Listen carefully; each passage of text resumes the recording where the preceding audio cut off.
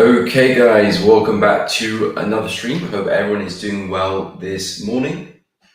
As always guys, if you're enjoying the content, please be sure to drop a like, subscribe to the channel if you haven't done so already, and of course make sure you do go hit the bell so you don't miss out on any streams or uploads in the future. Guys, hope everyone is well. Welcome back to another stream. Welcome. Karis, good morning, welcome to the stream. Tony Gold, welcome to the stream, hope you're well. What's up, Senzo? Good morning. Elmi, good afternoon. Hope you're well. I hope the mic is on this time. I think it is. So we've broken that streak. Okay, Kajen, we'll take a look. Elmi, no problem. Tashi, what's up? Good morning. Lost one of my prop firm account yesterday, trading US30. I quickly bought another one, entered 2 buys, and guess what? Damn, yeah, that's a quick turnaround. I have to give you that. That was a quick turnaround. Failed it, bought another one in the past with a couple buys later. I mean, wow, yeah. Kudos to you, Tashi. Kudos to you.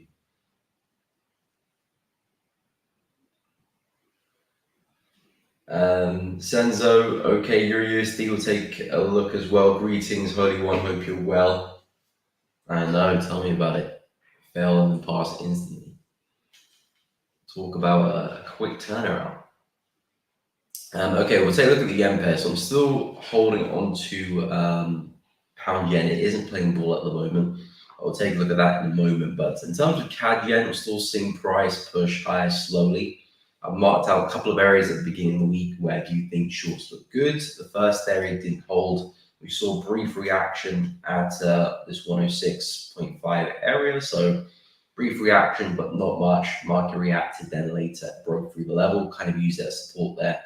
And since then, we've been pushing higher. So next best place for me in terms of shorts for CAD yen would be this area here around 109. That'll be the area we're looking to anticipate some downside. I'm still very bearish on the yen pair. That's still very much my bias. I'm going to hold onto that until proven otherwise. But for now, I'm still expecting the bigger drop to be for the yen pair. So it's just about how high we get to before we do get that sell. For me, 109, where we put that previous high in, looks like a pretty attractive place to start looking to sell. At the moment, CAD yen for me is a bit of middle of nowhere. So if you're looking at some opportunities in the meantime, you probably could be looking at some short-term buys, just kind of riding this uptrend. Something like this, another high low, and we push back to the high. That could be what you're looking for in the next couple of days or 2-3 days until we get to that 109 area. Because now that we've broken through this low, that's obviously going to be acting as support. If I drop to the hourly time frame, you can see how consistent price has been with all of these higher lows here, consistent, higher highs and higher lows. So intraday, the market has been very, very bullish. So as long as we keep that up, the market's like going to keep pushing back to 109. And then maybe from there we can discuss some sells. We'll see how price is reacting. But now's not the time to sell. It doesn't mean we can't sell off now. It's not at any area of significance in my book, so I wouldn't touch the shorts just yet. And neither would I look for the longs either. We would have to come down first or push up first, and then we can talk about the sells or the buys respectively. So that's kind of where I'm at with CAD yen. Still looking for a bit more upside before I look for that big sell around 109. But in the meantime, there could be some buys and a pullback, just trying to catch those dips and ride that intraday momentum in the lower time frames. So yeah, that's kind of where I'm at with CAD yen. In terms of pound yen, still holding on to this one, still holding on to that level, which is the most important thing really. Had a bit of a push to the upside this morning, but just left behind a big wick to the upside, which is a good sign because prices tried to break through the level, but it's failed with that wick. So it's a sign that the sellers are holding strong. And that's essentially what I'm looking for price to do if I'm going to get that reversal from this high. So I've given myself a bit more wiggle room than I normally do just because of where we're trading. And it's a bit more of an aggressive trade as well, trying to go against this momentum with the yen pair. So I've given myself a bit more room to work with. So I'm still holding on to that position. Not moving the best, but the key thing is still holding to that level. So that's what I'm looking for price to turn around. And in fact, if you're looking for entries for pound yen, for shorts, it's not a bad area to start looking for some opportunities right now for even tighter stop loss than I did as well. So We're going to see how CAD pound yen gets on. The rest of the yen pairs slowly moved to the upside as well yesterday. Some maybe a bit faster than others. Aussie yen's coming back into a major high as well. This is the high, which to me looks like a great place for a short. I'm not going to entertain that idea because, of course, I'm already shorting pound yen, so I don't need to jump into Aussie yen as well. But if I wasn't trading pound yen, I would be looking to take some shorts there for Aussie yen at that high. I think New Zealand yen is not far off the high there as well. That's another place where I do think we can tumble down and see some downside. Dollar yen, not quite there yet. I need it, since it's breaking out that channel, I feel like we've got a bit more room to the upside to run into before maybe some sells. And of course, we'll see what USD is doing. But USD was pretty bullish yesterday, actually. Surprisingly, I wasn't expecting that. I thought USD would just keep falling, but it found some support here and it broke back above that level of resistance. To be honest, the price action isn't great with the DXY, I must say. It's kind of like in a big consolidation. Then I mapped out a smaller consolidation within that consolidation, and price is kind of dancing in and out of that area a little bit there. So yeah, dollar's not great. I mean, I know my bias is still very bearish, and again, I get that from the high time frames, daily, weekly, even monthly as well. I look at. So the bias is very much set in stone for me until something big changes in the higher time frame. So I know I'm still expecting dollar to get to this point here eventually, but whether we just tumble over or we want to find support first, push up from a major lower high, and then come down. That will be up to dollar to decide. And as to which one I'm expecting, I'm kind of just torn at the moment. I think we can still probably roll over, but price action isn't great. So yeah, that's kind of where I'm at with yen and dollar. But we'll take a look at Euro USD for Senzo. Good morning, Blessing. Welcome to the stream. Hope you're well. Manzondi, good morning. Welcome to the stream. Hope you're doing good. NASDAQ 100, we'll take a look as well. Pound CAD, Pound USD, no problem. We'll take a look. Jonah, we'll take a look at gold, no problem. Early one, took 2 buys on CHF. H1, being beautiful support. Just before the CHF, as convenient, just before the CHF news. Got back into DAX, beautiful day here. Oh, looking very good, Early one. Mate, that drops the low time frames has been serving you very, very well. Back-to-back winners there. So I'm holding UJ Long's target 145.4, been seeing it 147, okay. Yeah, I do think there's more upside as well for UJ as well. I mean, I'm very bearish on the pair, don't get me wrong, longer term. But I'm at least looking for us to push into 147 before I even start looking to sell. Because it looks like price is committing outside of this descending channel. And if that's the case, then you kind of would expect to see a bigger move up higher. So yeah, I'm looking for at least 147. I think it targets 145.4, which is just around here. So price has just kind of missed it. Hopefully we can go and push it. I mean, I would expect us to go and do that. So hopefully we can hit the target pretty soonish. But yeah, I do think we've still got a bit more upside on UJ as well.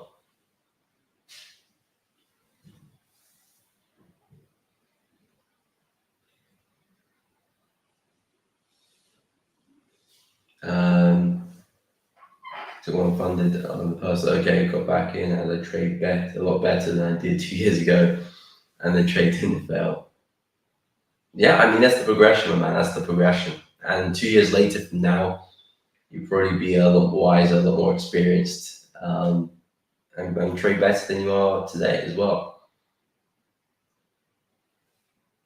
Good afternoon, Antonio. Welcome to the stream. Hope you're well. Been a busy week for me. Okay, not so much analysis. Curious to see what you have on the watch list. Okay, for some Yuri, I've got a bunch of pairs to go through. I'll go for my watch list in a moment. Morning. Yeah, tricky name. Got a tricky name there. I was trying to pronounce it, but Enfo. I'm going to say Enfo. I'm probably saying that very wrong, but welcome to the stream. Hope you're well. First time stream viewer here. Welcome. Coming from Trading Nick. Nice. Welcome to the stream. So yeah, I mean, my stream is pretty similar to minds the fundamentals discussions. Very technical trader, so I will analyze markets, show you what's my watch list, what markets I'm looking to trade or currently trading. Of course, people share charts they're looking to trade as well, thoughts and opinions, all that jazz. So if you want to share anything, feel free to do so. Welcome to the stream, my man. Hope you're well. Or lady. So sure, I didn't apply my weekly analysis to the hourly time frame years ago. Anyways, found out. Yeah, better late than never. Better late than never. Okay, we'll go through euro, we'll go through some dollar pairs, pound CAD, pound USD as well. We'll take a look at NAS 100 too. So yesterday we did see a bit of downside for euro. Dollar was pretty strong, so it was an interesting move. I was just expecting euro just to kind of slowly push on back to the high, which is this daily high here. In fact, get to the weekly time frame, see a bit clearer. So yeah, I'm still looking for euro to get there. That's my swing target for euro. Well, of course, very, very close there. So I was just expecting price just to slowly push on to that high. But we have seen some downside, and I do think we'll probably still continue to do that. It's just euro, just very, very messy. But the key thing I'm looking at is that the market is still maintaining these higher lows. So as long as that still becomes a theme of the market, then we're probably just going to slowly push up and hit that high at some point. Today's Thursday, I suppose not this week, maybe sometime next week. But as long as we maintain these high lows, I expect price just to slowly push on. So if I'm looking at Euro USD intraday, I'll be looking at some buying opportunities right about now, to be honest, on the retest of this high. If I drop to the hourly chart, not looking great, but to me, it looks like price is finding support here. And this is a pretty nice place where we could be forming that high low for price to now push on and see that next wave. Like I said, just maintaining these higher lows, pretty nice retracement, looking for us to push up to the upside again. So yeah, for Euro USD, I'm still pretty bullish. I'm not a big fan of the intraday price action. It's just very, very choppy. But the key thing I'm looking at is market structure. And that market structure is still to the upside.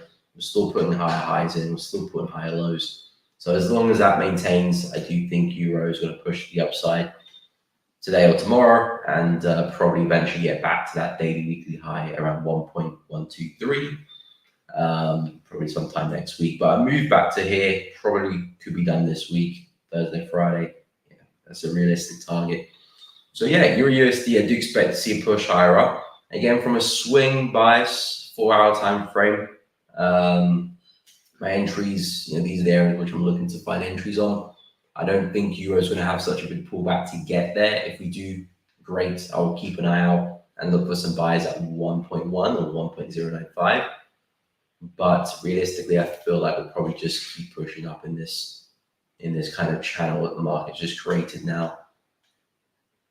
Something like that, and be on our way up. But if we do get the break, then yeah, expecting bigger retracement. And then these are the areas I'll discuss some buys. Yeah, probably sometime next week. We're not going to discuss it too much now because we're not there. This is the buy that we got to contend with. So yeah, that's kind of what I'm looking at for Euro. Pound USD, for me, is a very, very clear chart. Your price is just giving you those textbook higher highs and higher lows, which is, of course, great to see because it just makes the analysis so much easier. As you can see, the market is just moving from low to high to higher low to higher high, or so on and so forth. And again, we just created the new high there. So simply for pound USD, I'm just looking for the pullback and the retest of the high there for some longs. And then again, looking to ride that to the upside. Now, pound is a bit overextended, and I do think there's a big retracement soon come for pound USD. But again, I'm not going to try and predict that just yet because there's no evidence that the market's about to do that yet. We are hitting some heights where sooner or later we probably will go through a big bearish phase, but at the moment the buyers are very much in control. And when we're creating such neat and tidy bullish market structure on the daily, my plan is just to look to follow that as long as possible until proven otherwise. So for now, the retest of the highs when I'm looking for entries. If we can get another down move, that'd be great. Look for some entries in that area, and then yeah, pretty simple targets back at the high roughly. Of course, I'll be trading a stop to see how far we can take it. But yeah, pound USD bullish, Euro USD bullish. As I said, dollar I'm very bearish on. I mean, the price action on the DXY isn't great, so it's not really doing much help for me. But in terms of looking at euro, in terms of looking at pounds, they look very bullish markets to me, and they're still maintaining some healthy bullish structure. So only looking for buys for now. Pound USD break and retest look pretty neat and tidy to me.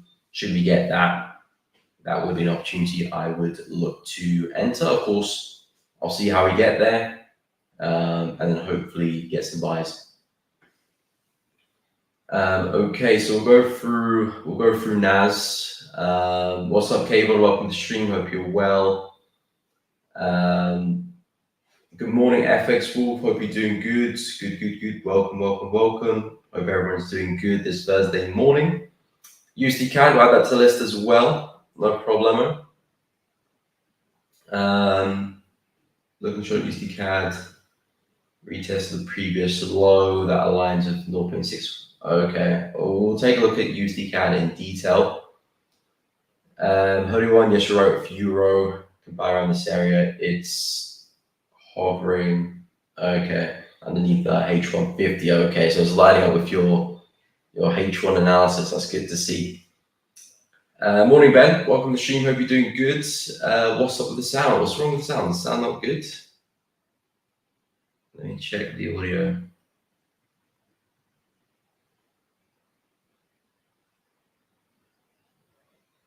Oh, okay. Yeah, you're right. It's on the wrong mic.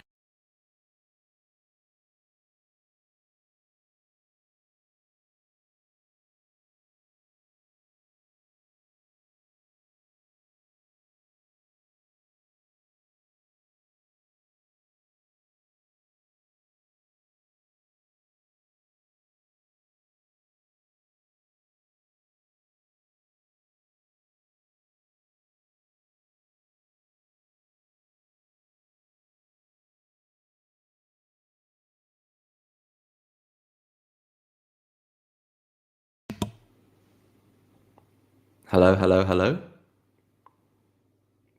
Is that better?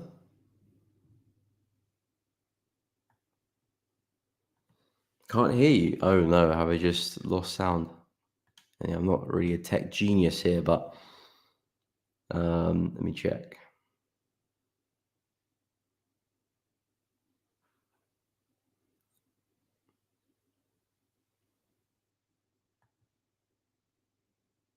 Okay, how's that? Hello, testing 1 2 3. How's the voice? How's the mic sounding? Sounds like your voice is being picked up by another mic. Yeah, I think because I was connected to my computer microphone, not this microphone. So I think I've changed it. It's perfect now. Okay, better. Okay, good. Thanks for letting me know, Ben. Okay, where were we? Got a bunch of pairs to go through.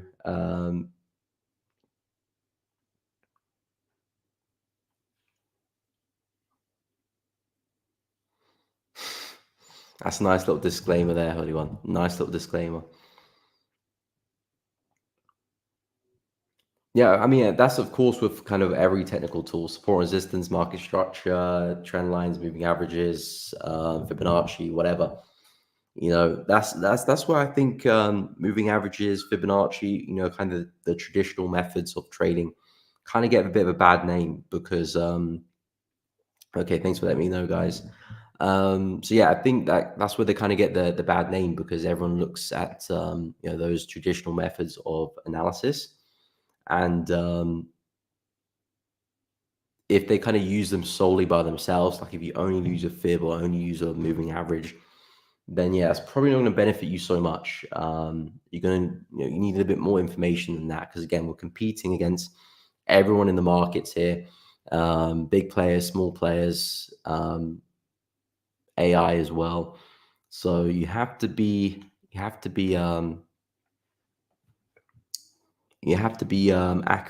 And a simple moving average, although can be effective by itself, is not going to give you so much information. So that's a nice little disclaimer there, early one. Anyway, we'll go through NAS, and then there's a bunch of pairs. UJ will take a look at pound CAD as well, USD CAD as well. If I miss out a pair, let me know. NAS 100, last time I looked was pretty bullish. Wow, it is very bullish. It's more bullish than I expected. So yeah, that's what we're getting the break of the high. So as I've been speaking about with NAS, we're looking for a push back to the high there. Again, we're not looking for anything crazy. All we're looking at is, okay, the market is very bullish. There's a very high chance that we're going to get back to the high because if you look at the market structure, we've been printing high low after high low after high low. So unless that market structure is going to break, we're probably going to end up at the high. So that's what I've been looking at for NAS. So in my book, there's still a little bit of a way to go until we get to the high there. So there's a lot of opportunity with NAS. If we can get some decent pullbacks, as I was saying yesterday, retest of the high looks good, and I would expect us to eventually get back there. If you look at US 30, that one's been making higher highs, and S&P, that one's been making higher highs as well, and that one's kind of soaring at the moment. So I do think NAS has got a lot of catching up to do, which is why I do like NAS, because it's nowhere near the high. So for this one to get back to the highs, it's still got a lot of work to do. Hence, if we get some pullbacks before that, there could be some really nice swing opportunities to hold on to some nice buys on the way back up to 2,700, which is more or less where that swing high is. So yeah, NASDAQ 100, I'm liking the momentum. I'll be looking at pullbacks. A retest of the high looks really good in the 4 hour. Maybe some intraday retest of some structure around here looks good, or maybe the 15-minute. But more or less, you're looking for a pullback for a buy for NAS. Not looking to do anything more complicated than that. Sales, I'm not really interested in. I'm expecting us to get there, so I'm just going to be buying on the way up. If we can get a pullback at some point, we have pulled on quite a way there, so hopefully we can get that pullback over the course of today and tomorrow. There may be some buys tomorrow or maybe early next week, but the plan is looking for longs, expecting a push to 2,700. Just need to find a good pullback now. But yeah, looking really, really bullish. Other indices pretty much the same as well. Maybe with a bit of a dip there for US 30 yesterday, but more or less the market is really bullish. So yeah, I'm expecting NAS to keep pushing higher.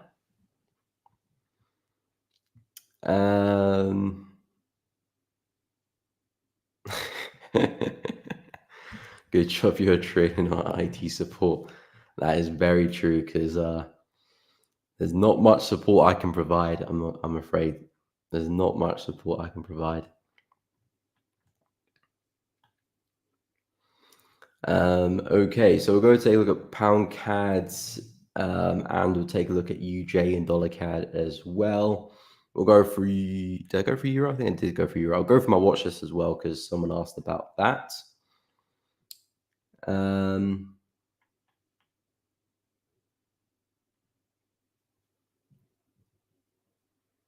Yeah, buying the 50 with no knowledge will destroy your account. Yeah, I would expect so, because you're buying and selling just as the market breaks above. Of course, you'll catch some winners here and there because it's probabilities at the end of the day. But if you don't know where you're buying and why you're buying, then yeah, it's not going to add much to your trading. Okay, so we'll go through dollar CAD and pound CAD. I'll go through pound CAD first. Okay, so with pound CAD, we had a bit of a dip yesterday. Well, past couple of days, but for me, the market is still kind of riding that momentum on the daily. This is the zone I've marked up as an area where it makes sense for us to go for a pretty big reversal, because the market's been flying since we made the low not last year, the year before that, 2022, August, September. We've just been riding to the upside since then. So as we approach this area here, I do think this is a pretty logical place where pound CAD can kind of meet its match and see some downside. In the meantime, the market's still kind of pushing high and keeping up this trend, this bullish trend very well. So until we get some signs of reversal, I think buys are your best bet. And then maybe once we pull deep into the zone, we see some double tops, some breaker structures, and then we can start discussing some longer term sells. But at the moment, the market's still very, very bullish. So with pound CAD, buys look good around 1.785, basically the retest of the high. We may or may not get there. It looks like price is struggling around these areas. Potentially, we could be looking to break out now and just continue anyway. That could be the play. But unless you're already in the trade, then that's kind of already gone. So what you want to see is price, find resistance again and push down. And then we can probably talk about some buys maybe later next week. And then hopefully some swings back to where we came from. So that to me looks like a really nice play from a swing point of view on pound CAD. Like I said, if we are just going to break to the upside from here and prices are already, had its retracement and it's ready to continue, then that trade is already kind of in play already. So you want to already be in positions. If that's not the case, then you'll be looking for a bigger pullback anyway. But yeah, in terms of the bias, for now, it's still bullish for pound CAD until we get deep into that zone, 1.82. And then maybe when we're there, we'll monitor price, look for signs of reversal. And if so, we can discuss some shorts. But for now, still looking for another swing higher. Hopefully, it can be from this area because that looks like a no-brainer in terms of a level to buy from. Of course, once we see our entry triggers, but that's kind of what I'm looking at for pound CAD. Very similar to pound USD, actually. Of course, pound USD, pound CAD, very, very correlated. So that's good to see. But pound CAD looking for the break-me test for price to go higher. Pound USD looking for the break-me test for price to go high as well. They're both pretty bullish to me. And I think upside is the play. In terms of dollar CAD, and I'll look at UJ as well. In terms of dollar CAD, which is over here. So dollar CAD, again, another market which I'm pretty bearish on. Not my favorite dollar pair, I must admit. But to me, the play I'm looking at is we've got a massive range in the weekly. Market's rejected the high of the range, so naturally expecting us to push to the low of the range, which is around 1.323. So that's why I do see dollar CAD pushing towards. Now, as a trader, we're looking to take advantage of some shorting opportunities on the way down. This was a great one on the retest, the high there. Bit of a fake out there. I think that was from the Fed interest rate, but there was always re-entries for that. Now that we've seen some nice momentum, we're of course dancing a little bit at this low. As I was touching on yesterday, the next best kind of swing opportunity would be if price can break the low there, get a retest, and then follow that to the downside. That would be a nice opportunity. There's some intraday opportunities as well. I like the low here, which we created. Did we retest that yesterday? It looks like we just about did. Yeah, we just about came into the pip, to be honest. Nice little retracement. That kind of happened around 11 p.m. So that's kind of out of session there. But the retest happened there. We might come up for another retest, potentially double top it and then get the sell. So I'd watch out for that. But unless you kind of entered over there, again, maybe the trade has left the station a little bit. But if we can pull back to the high, great. Even maybe a deeper retest, that'll be great as well. Looking for the next lower high in this bearish sequence, just like we did over here, just like we did over there as well. And the high from there. Looking for the next lower high, back to the low. And that could be your trade over. And if you want to leave some positions to run, be my guest, because I do think we can fall a little bit further than that. But for now, that's very much the play I would be looking at for dollar CAD intraday. I think if you're looking at a high time frame play, you're waiting for this low to break, and then you're looking for some retests afterwards. So yeah, but dollar CAD in terms of the bias, pretty bearish. Looking at pushing to 1.323 longer term. So yeah, that's kind of where I'm at with dollar CAD.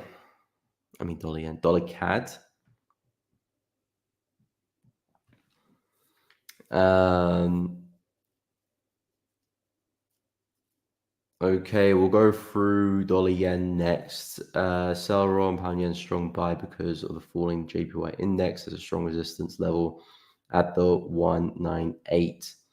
Is that for pound yen? Strong resistance at pound at 198 for pound yen. 198. That's all the way up here around. Yeah, there is. I think you're talking about this high there. I mean, that's around 195. But yeah, for me, market has already hit a massive level around 193, 194. So for me, that's where I found my entries. The market is not playing ball at the moment. We're still seeing yen pretty weak, which is why the yen pair is still pushing up. I have given myself enough buffer room for this to play out. If it does want to push high and take out the stop loss, then probably the level wasn't going to hold anyway. But the analysis came from the higher time frames. I'm looking for the continuation of that momentum. if we are going to start breaking high and start putting higher lows, then probably I was in the wrong direction anyway. And the market is going to push on higher or maybe go for a bigger retracement before we sell off. But I'm happy from where I took the position. Of course, not looking too good now, but things can change very quickly with the yen pair. So I've given enough room. If it doesn't want to hold, it's not going to hold. I'll take the loss and I'll move on to the next position. But for me, the yen pair still look like good sells. I'm still liking New Zealand yen as well, Aussie yen as well. It's just pound yen looked the best at the time, so that's why I entered that one. But yeah, it does not look like we're holding to that level. It does not look like. But for now, we're still respecting the last 4 hour candle did provide a nice wick. So I want to hope we can hold onto that area and see that reversal. But if not, we do have a stop loss there as well. Okay, we'll go through dollar yen as well, another yen pair.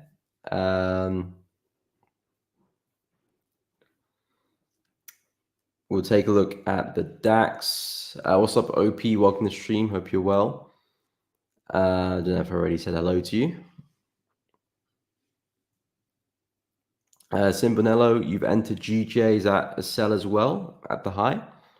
193.358. That's pretty much bang on the high there. 358. That's around the high there. So it looks like you're joining me in the pound yen madness. Welcome. What's up, William? Welcome to the stream. Hope you're good. Yeah, oil's moving well. Oil's moving well. You still in oil? Waiting for some shorts on euro pound. Okay, I'll take a look.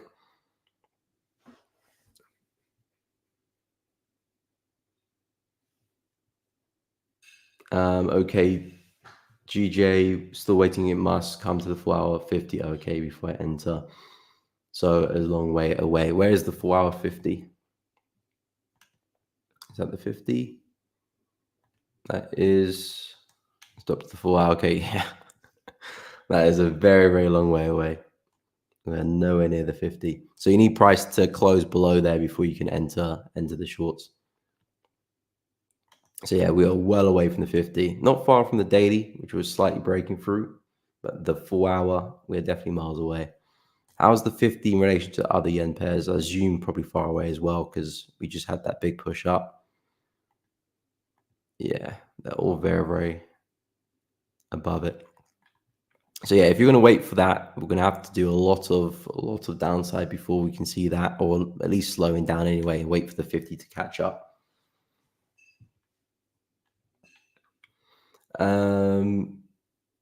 Okay, so we'll go take a look at UJ, and I'll take a look at US30 as well. So with dollar yen, another yen pair. So this one I'm still expecting a bit more upside. I'm looking for some sales around 147, 146.5 around this area here. So now that it looks like we're breaking out of that descending channel, I do want to see another big push up before I can discuss some shorts with this one, because now that we've broken through the channel, I'm at least expecting us to push back into that price swing high, which is that 147 area. So UJ still do see a bit more upside in the tank. And then I'll see how we react here. If things look good, I'll look for a short. With UJ, there's a lot of room for us to move into. You know, I can potentially see us push all the way to 152 before we get a sell. You know, this is where we got a major high in. I wouldn't be so shocked if we get a big move up into 152 before a big sell there. I can see that happening as well. But for now, dollar yen to me looks like a really nice breakout, especially with yesterday's close on the daily. So that probably will take us higher. Dollar looks a little bit bullish as well. I mean, now it's kind of flat, but strong push to the upside yesterday. So I'm kind of looking for something like this on the dollar intraday or intra-week. It's not really intraday. So I feel like that could help the dollar yen push up as well. But yeah, 147 is where I'm expecting us to get to. And that's where I'm looking to take some shorts. So probably a bit more upside left in the tank for that one as well.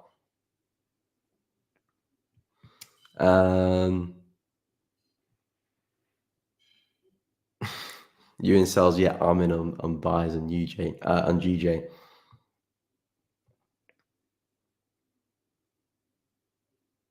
I mean, intraday the momentum is very, very bullish. So if you're looking at some shorter term trades, buys is probably your best bet with the yen pairs.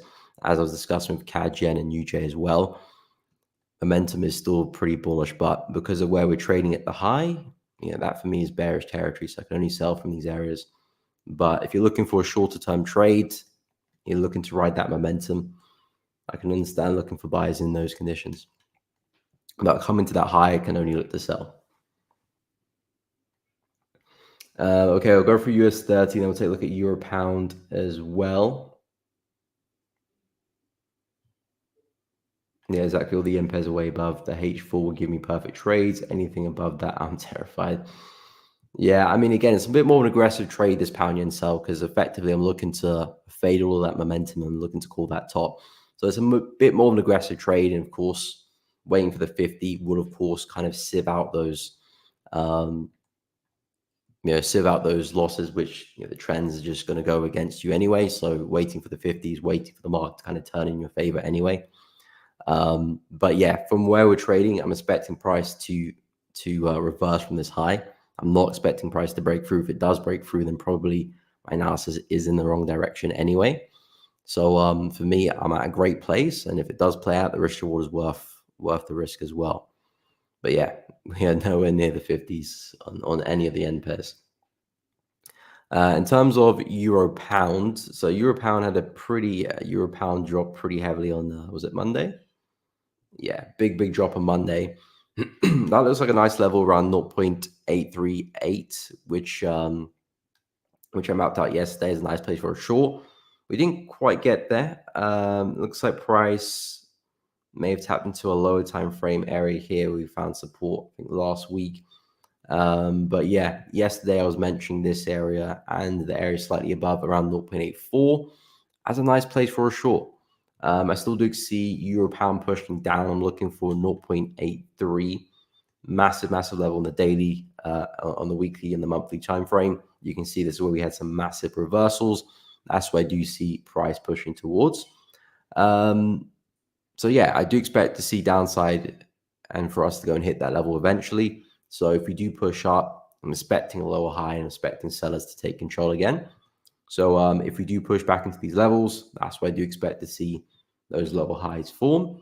At the moment, we're looking pretty bearish and we may just kind of slowly trickle to the downside. So maybe we won't see that pullback. Maybe we won't get that opportunity, but I like the shorts, I must say. So if Euro Pound does push up, that does look like an interesting trade. And there's a lot of momentum in this breakout as well. So that's why I like it. Big moves in those bearish big. I was going to say big bearish. A lot of momentum in those bearish moves. So there's a lot of conviction. It's not like we're correctively falling down like we were over here, which is more of a sign that the market's about to reverse soon. But here, the market's really impulsive. So I do expect us to continue and get back to 0.83. But like I said, we might just slowly drift down. But if you do pull back, keep an eye on those opportunities. We'll go through US 30 next before I forget. Okay. Pound Aussie, as I'm in sales at the moment. Okay, we'll have a look at Pound Aussie. But yeah, for US 30, again, there's not much here because we're in that area where the market is, I wouldn't say likely, but it's in the area where it could retrace because you can see these major swing highs the market's been printing. Now that we've had another push and some new highs, we're in an area where we could go for another bearish phase. We had a bit of a reaction yesterday with that daily bearish candle there. So we've had a bit of a dip, but it's nothing where I'll get too excited and start looking to sell the market. I would like us to really be trending down first before I even think about that. If I want to take some sells, I wouldn't even mind a break me test of the high here. That's a prior high, price coming back down for a retest. I wouldn't even mind that for a short-term trade back to the high. Maybe push a little bit higher as well. But something like that looks good to me on the 4 hour. Nice swing opportunity. If we're to get back down there and get that retest, similar to NAS, break me test of the high there. But I think NAS is the much better opportunity since NAS is nowhere near the high. Still got a lot of room to go into. US 30, These are our all-time highs. So of course we can still go a lot higher, but NAS has got that upside, that risk to reward. So yeah, US 30, I like the buys around 41.6. But yeah, I'll be prepared to start to look to exit the trade as soon as we come back to the highs. But that to me looks like a nice buy. But watch out, because we're in that area where we might go for a bigger retracement at some point. Same thing for NAS as well. You know, an area where it could be time to retrace soon. No sign kind of us doing that yet. So the sell's a bit premature, but we're in an area where we could go through that. Okay, so I'll go through pound Aussie for Dr. Bliss or Dre Bliss. Darkashon, good morning. Hope you're well. Okay, pound CAD will discuss. Will oil loving his corrections? Again, I'm going to take a look at oil. Yeah, oil was very bearish yesterday. Oil was very, very bearish, and today as well. I didn't see today's candle. A really strong rejection there. Really nice wick on the full out on the daily there. Was that Tuesday? Yeah, nice little wick there. I think that's when you found your entry on oil. Nice rejection of that low. Nice rejection on the daily as well with that bearish engulfing. And we've kind of seen price spill over this morning as well. I'm expecting price to hit the low. I don't know where your targets are, Will, for the trade. I would suppose maybe 66-ish around that low. But to me, it's looking really bearish. And I do think we'll probably eventually get there. I suppose this is the correction you're referring to, a bit of a push up. Yeah, I think it's just oil just having that correction. You know, if you look at the prior price action for oil, it doesn't really have such a smooth move down. It will give you occasional big candles, but you can see here, big bullish moves here, despite continuing down really, really well. So I wouldn't be too worried about the bullish move, because I think that's just oil being oil. We may come up for a retest of this area here. That was a really nice wick, price left behind. We may come up and retest that, which may be opportunity for additional trades if that's something you're after, or that might give you a solid level to trail your stop loss above. But in terms of the direction, in terms of targets, I think there's a good chance we do get back to that low around 66. And then we can discuss from there onwards, because that is still a pretty big low to me. The price might want to have a bigger reverse, but yeah, really nice retest, really nice rejection on Wednesday yesterday. So I do think we'll just see that follow through to the downside. Okay, 65.55. That's around, okay, that's more or less close to the wick low. Yeah, I mean, I like it. I like it. That's more or less where I would be expecting price to get to if I was short.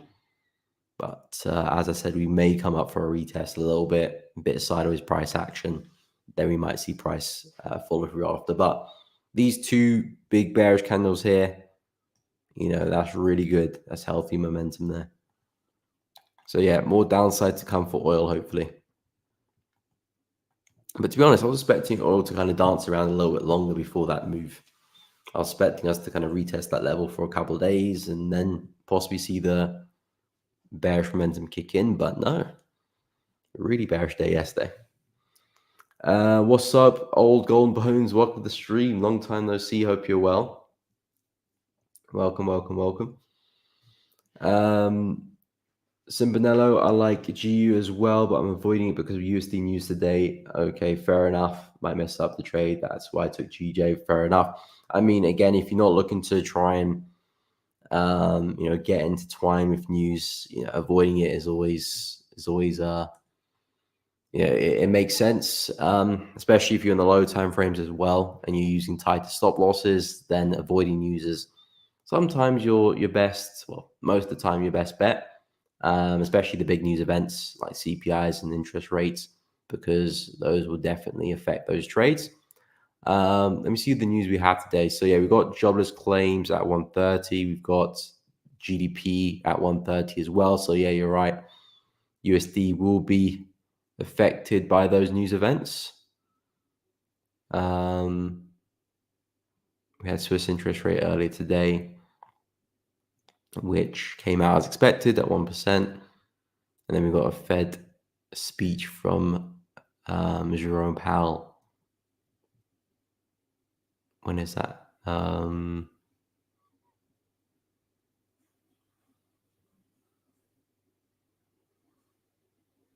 2:20.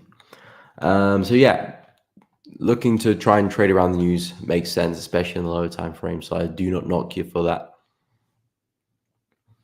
Okay, so we'll go touch on pound CAD.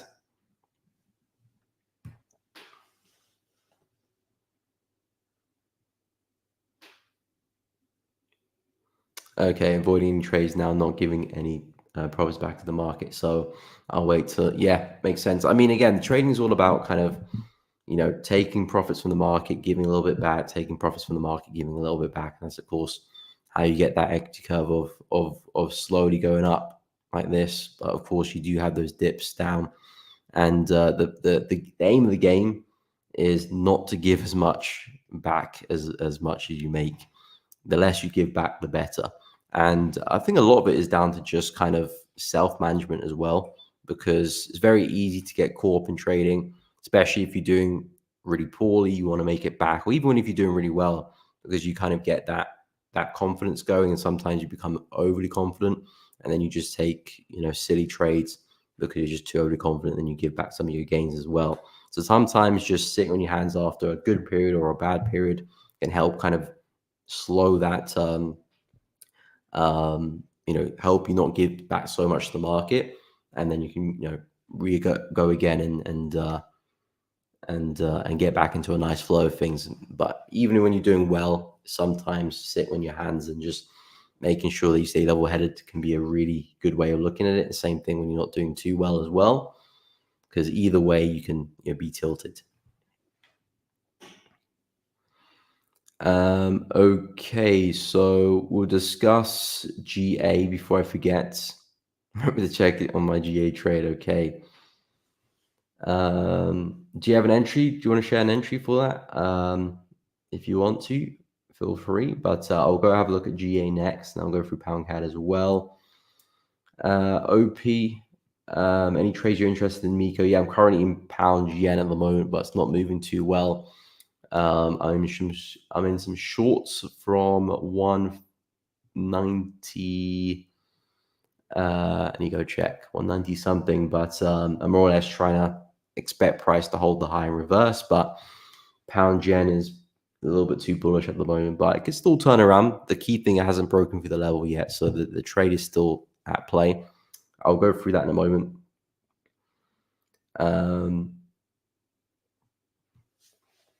We always assume news is going to help our trades. A lot of the time, yeah, that's true. That is very true. Yeah, because of course you always had the optimistic view that okay, the news is coming out. This is my way. It's going to rocket price to my take profit. Everyone thinks like that, and you kind of negate the other possibility that okay, it will push price against me and hit my stop loss as well, or slip me or whatever. So it can go both ways. From my experience, it's almost 50-50. Some trades I have, price goes well in my direction and it looks great. I've had trades where the news goes completely against me and takes me out of the trade as well. I'd say it's more or less 50-50. It's more or less 50-50. And, depending on the number that the news comes out, it could either, really move the market, and sometimes it could be stale as well and not do anything. But I would say if you're on the lower time frames with higher stop loss, it's always better to try and avoid the news, especially the big ones as well. There's so many things going against you. Even if you are in the right direction, you can still be punished as well. Anyway, we'll go through pound Aussie before I forget. So yeah, pound Aussie, are you selling or are you buying, or are you just asking my opinion on pound Aussie?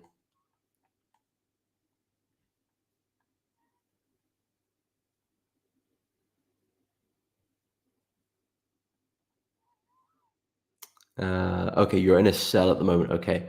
So yeah, pound Aussie, I'm not the biggest fan of it, to be honest. Price action has been very, very messy. And not in a good way, not in a lean on way. It's been horrendous. I do like the buys from around 1.93. That looks like a nice little place for a buy to me, because I can get a solid stop loss underneath the low, and it is a fairly well-respected level of pound Aussie, as we can see prior resistance a couple times there, and at support again. The key thing is that we're still kind of slowly putting these higher lows here, so I'm looking for a price to keep that up, and if we come back into the low, great. That's a nice place where I do expect us to bounce, and there's a lot of upside potential as well, possibly back to 1.99. So I like the buys from that perspective. I suppose you're selling kind of intraday. And again, it hasn't looking great, to be honest, because price is just very, very choppy. Where's your targets for pound Aussie? Is it the low here? Are you looking at this low? I think that will kind of play a big part in this as well, because with the way price is moving, targeting the low there makes sense. Targeting this low makes sense as well, but you're kind of opening yourself up to the possibility of another push up again. And given how price is moving, that is a pretty big possibility, which you want to kind of be careful of. But yeah, it's more or less consolidation. There's room to the downside should we break the low, but I think that would be a bonus. If I was short on pound Aussie from the high here, for example, this would be an area which I would look to try and secure profits or at least remove my risk. And if I do, if price does reject the low and takes me out break even, so be it. But if price can break through, great, then I can, catch a bigger trade. But at least coming to here, this is when I start to protect that trade, because, it's proven to be some steady support on the 4 hour in recent times. So there is room to the downside, but we are coming into some support now. And I don't know if that's your target. If that is your target, great. If this is your target around here, I would keep a close eye on that low. But yeah, I'm not a big fan of pound Aussie, to be honest, to this recent price action. I like the higher time frame price action. I can make sense of it from a swing point of view. I can kind of see what price is doing, but on the lower time frames, it's just very, very choppy, and I would stay away personally.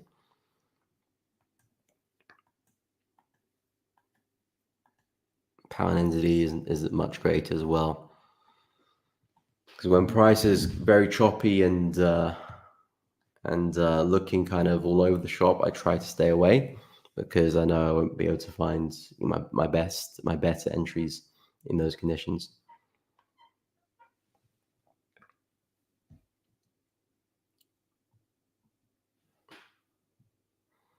Okay, looking for the A+ setup. Yeah, that's all you have to do, Simbanola. That's all you have to do. Look for that. One good trade. It could be two, it could be three. I mean, you don't know what the market may give you. Maybe three really good opportunities this week. It might be zero, it might be one. The thing is, you just want to know exactly what you're looking for. Exactly what you're looking for, and once you find it, you want to keep at it, keep taking those trades. Any trades outside of that, if you really want to take it, reduce the risk, or take it on a demo account, or don't take it altogether. But the trades that are A+ and they look really good, there's a lot of boxes ticked. Those are the trades you want to take time and time and time again. Anything else probably is a waste of time. But if it still looks good and maybe ticks most of the boxes, and you've tested it and it's still a profitable opportunity, probably want to reduce the risk anyway. Okay, so we'll go through pound yen, which is the pair I'm trading. There are other markets I'm looking at, but there hasn't really been a lot of movement. There's some dollar pairs which I'm starting to look at a lot more now, which I'll go through. Yen pairs, I'm still very short bias. So I'm still kind of just eyeing up those for downside, really. Of course, I'm in GJ now, so that's very much where my focus is. But yeah, I'll go through my trade and my watch list. If I have missed out a pair for someone, let me know. I feel like I have. But yeah, currently I'm in pound yen, which isn't moving too well. The key thing is that price is still just about respecting the high here. So as long as we don't break through that, the pound yen trade is still very much at play. I'm looking for a reversal from the high here. The plan is that we've seen a massive drop here, and now I'm looking at pricing continuation of that. We're trading at an area on the higher time frames, particularly the monthly, where I do think a reversal is likely. You can see we pretty much did the exact same pattern back in 2008. Of course, there's a lot of fundamentals that go into why we dropped so hard. But it's pretty much price doing the exact same thing. We're back there again. So now I'm expecting price to change direction. So from a swing perspective, there's a lot of downside for me to take advantage of should we go through that. I know price has been looking pretty bullish. We had a strong close last week, but now as we approach this level of resistance, I do think we can turn around. Of course, if we don't, I've got my stop loss above the high. I'll be taking out the trade. I'll reanalyze again, but I've given myself a bit more buffer room on this trade because it's a bit more aggressive position. Pounding is a bit more volatile as well. So I give myself a bit more room. But the key thing I want to see is price respecting this level. So far, we're doing that. So hopefully we can maintain that. And I'm looking at a big swing back to the 180 area, which is a massive level of support on the daily chart where we had all those tests there. So that's what I'm looking to trade price to. We'll see how that goes, but that's very much what I'm looking at for pound yen. Other yen pairs, I'm looking at a similar sort of trade, but again, I'm just going to manage pound yen for now. In terms of the USD pairs, two USD pairs, which I do like now. Aussie dollar, I might have missed the boat on that, but New Zealand dollar, I like the buys.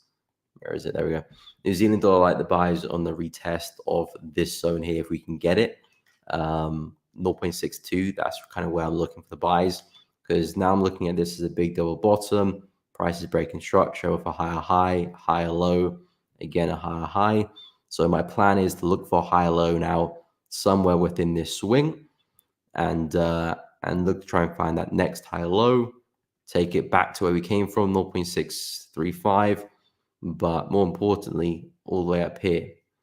That's why I do see price pushing in towards on the higher time frames. It looks to me that price is kind of bottoming out at these lows here. So I'm expecting us to start to push to the upside. And this is kind of like our first major level resistance. So higher time frames look like they're reversing. Really strong close in the monthly as well last month. So I do think New Zealand dollar and Aussie dollar, which is showing similar price action on the monthly, I do think we're bottoming out as well. So I do think we're going to push up, start to push back in some of these areas here for Aussie dollar too. So I like the longs for these guys. USD, I'm long-term bearish anyway, so it fits the mold very, very well. It's just about now finding those swing opportunities where I can sit and buy. And to me on the daily chart, this level here is just a great place to then look for some buying opportunities if I can get the retest. So that's really what I'm focused on now for NZD/USD. As I've been saying, I'm really bearish on USD. So Euro, I'm still expecting upside. Pound, I'm still expecting upside. But NZD/USD and Aussie dollar have got some levels to hit, so I like them. Pound I like as well. It's just we've been so bullish and we kind of hit some big targets, so I won't be looking to try and stretch pound USD as far. If I can get a buy and take it back to highs, that'd be great. I think once we do that, I'll be a bit more aggressive for my trail stop. But with NZD/USD, I think there's room. Aussie dollar, I think there's room back to 0.7, which is around there. So yeah, I like the buys with these guys, but I need that retracement. Looks like kind of Aussie dollar is moving without me a little bit. Had the retest of the high there yesterday, but the price action came at night. It's already pushing a little bit, so I'm kind of hoping Aussie dollar retraces. But we shall see. We shall see. Expecting longer term upside on these USD pairs, downside on the yen. That's where I'm at. If you guys are enjoying the content, the streams, by the way, please be sure to drop a like and subscribe to the channel. Really does help out. And of course, make sure you hit the bell if you haven't done so already. It does help out I don't know if it helps out the stream, but of course, it will make sure you guys are notified whenever I do go live or do upload a video. So make sure you go check it out.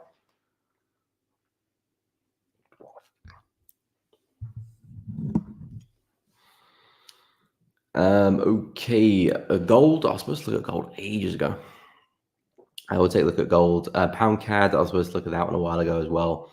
Darkashon, I will take a look too. And maybe not just that I was looking at the weekly chart thinking it was a daily. Okay. But yeah, I mean, gold is still pretty bullish. Yeah, gold is still flying high in general anyway. Antonio, yes, I'll take a look at pound CAD as well. Really waiting for the big drop in gold, like how the yen pairs did in June. Oh, wow. Okay, damn. OP, you're looking for something spectacular on gold. I think that drop will happen. I'm not too sure if it'll be as aggressive as the yen pairs. I feel like because if you look at the last time we had a nice bullish run here, we kind of went through a pretty big move here. I think this was COVID, so I'm not going to read too much into that move because it's kind of a bit of bit of an outlier. But last time we had a big bull run, we kind of went through a pretty big retracement, but I was really corrective. It took its time. I think maybe we did have a bit of a big drop here, so I don't know. I'm not sure what the cause of that was, but we might see something like that. But I do think gold will go through a bigger correction like that at some point, and we'll see some nice downside. But of course, with gold, you're just kind of expecting higher prices consistently. But yeah, of course, gold's not going to fly forever. It's going to hit a level and finally retrace and go through some bearish momentum. So it will happen at some point, but as of yet, we're still flying high. Not really showing signs of slowing down either. Anyway, then we're going to take a look at pound CAD. So with pound CAD, I'm looking for a bigger reversal with this one on this monthly level. We've had a really big push to the upside since 2022 September, and we've been pushing pretty hard. But I do think once we hit into this level here, market has a good chance of turning around. Of course, nothing's guaranteed, but I do think there's a good chance we can see some downside. Doesn't have to reverse and drop all the way to the lows here, but I do think we'll see some bearish momentum step back in on the higher time frames, and we'll see some downside. So that's why I'm looking for reversals, but of course we're not quite there yet, and the trend is still very much giving us higher highs and higher lows. So until I see some signs of reversal, I'm not going to speak about that yet, but keep in mind we do have that level just above us.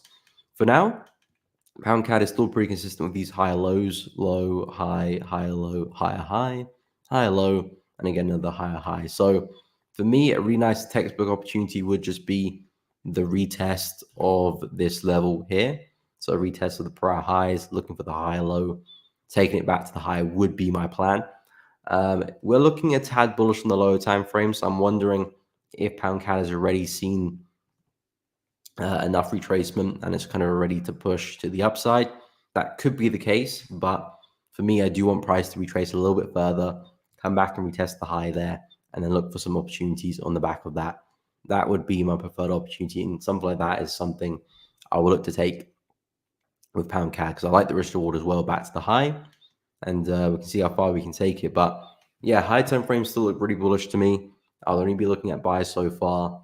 This bearish move looks like another correction for price to go higher. I just want price to keep pushing further down before we can start, discussing some buys again.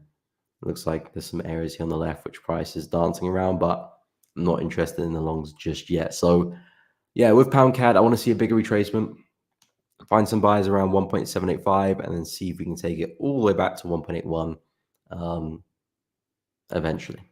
And then maybe we can discuss some sells if we see some signs of reversals, some break and retest, and then yeah, some sells. But yeah, none of that just yet.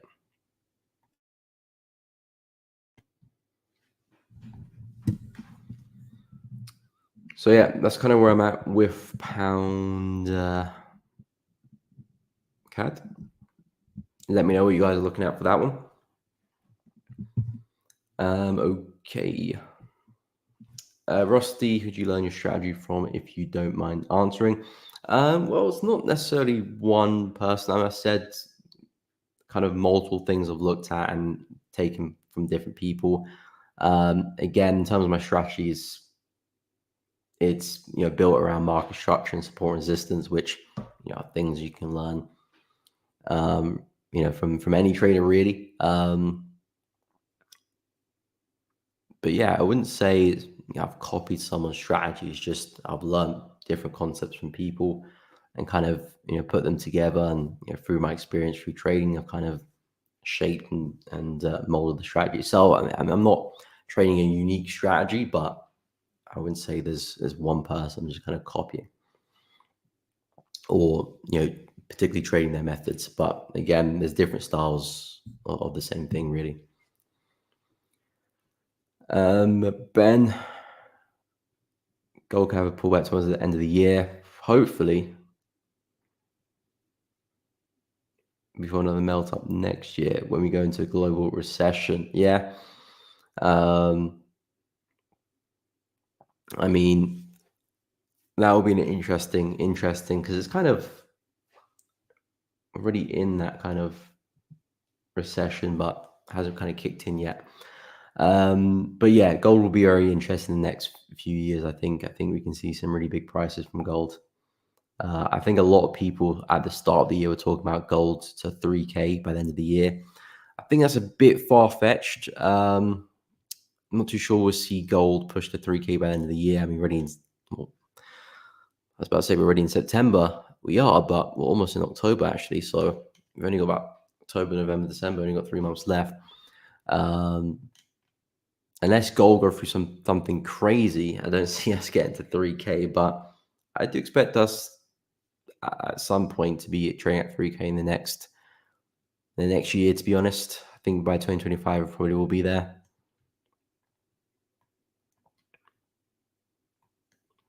But yeah, gold is just looking really, really bullish. And silver is trying its best to catch up. But yeah, I think we'll go through, I think the correction we'll go through won't be too big though. I think we'll go through a correction, but I don't think it'll be anything crazy. And then it will just keep attacking up to the upside. That's my expectation. Long in gold with a 5-point stop loss targeting 3,000. I bet the risk reward on that is something special.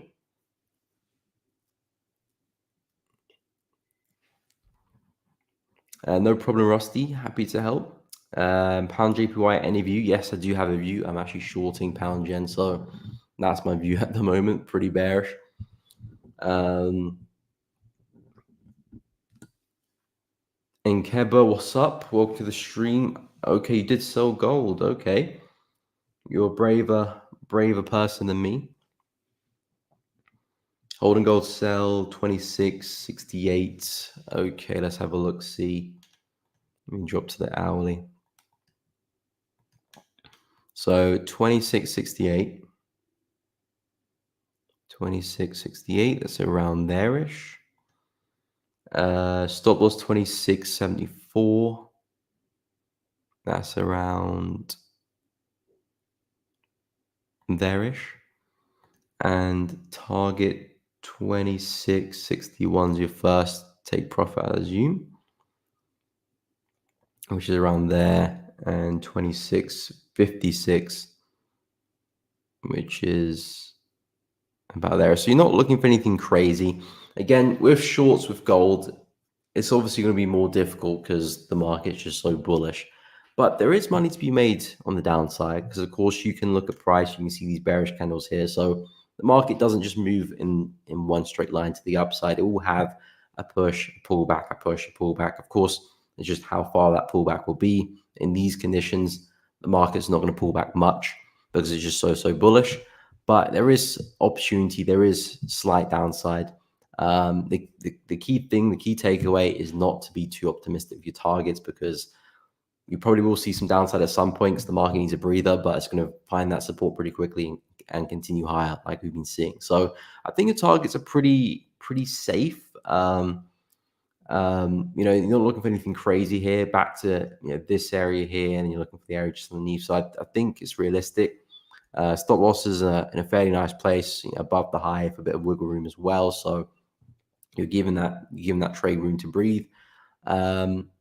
Of course, it's aggressive. It's counter trend. It's against momentum, which I'm pretty sure you're well aware of.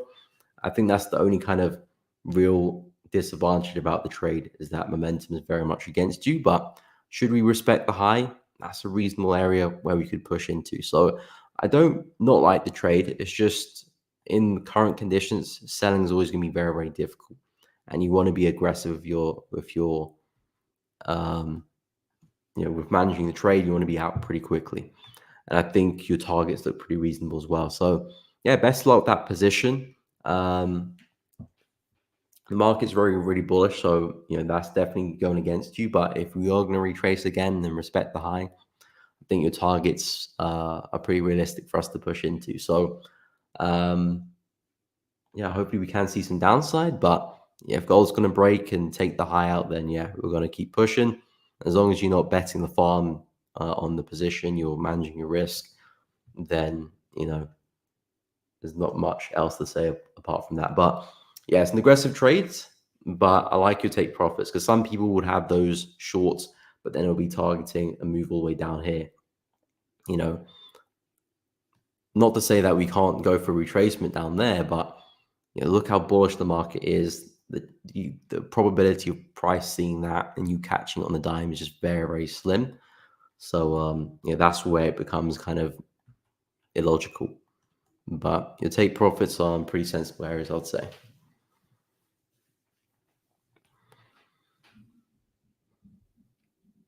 What's the DXY looking like? Not great. Not great at all. I've been looking at the dollar quite a lot. I like the dollar because I do see a lot of downside dollar long term. I'm looking for price to push into 99.6. However, it's just really taking its time and struggling to break out of this consolidation. We did see a nice breakout yesterday. Not yesterday, Tuesday. But we crept back inside. So it's like, what's price trying to do? Are we trying to break lower? We could be, but maybe this is a fake out for price to go for a bigger push and then we go for another sell. So the conditions aren't great with the dollar, I must say. I know in terms of my bias, it comes from the higher time frames. So that's why I'm pretty confident we can get moved to the low. In terms of the intraday, intra-week price action, it's just very, very choppy. So I'm kind of taking a step back, really. I think what would be nice is if we can probably push back to the high here. I feel like that will be a lot clearer because, we're back at resistance again, effectively looking for price to hold that level and reverse. It becomes easier to analyze and easier to digest the price action. In here, it's kind of like, what on earth is price doing, really? Yeah, but that's the move I'm looking for. Just not really looking too good. What's up, Rose Angela? Welcome to the stream. Hope you're well. Correction will come in soon for gold. Yeah, I mean, you expect a correction at some point. The market's not going to just fly forever. It's going to correct as well. We're going to go through a bigger correction at some point, of course. But it's just, we could still push another 100, 200 points before that correction comes. It's difficult to pinpoint where it will come and when it will come and what price it will come from as well, which is why I'm just very against looking to sell gold right now because it's just so bullish. If this was like Euro USD, I'd be more confident. I mean, I still wouldn't take the sell, but I would be more confident in selling that because I know for like a Euro USD or like a Euro CHF makes it all-time high. If an FX pair makes it all-time high, there's a very high chance it's going to reverse on itself pretty quickly. But a market like gold, which can just fly and continue to fly, it's always just going to be difficult to try and call the shorts on this one.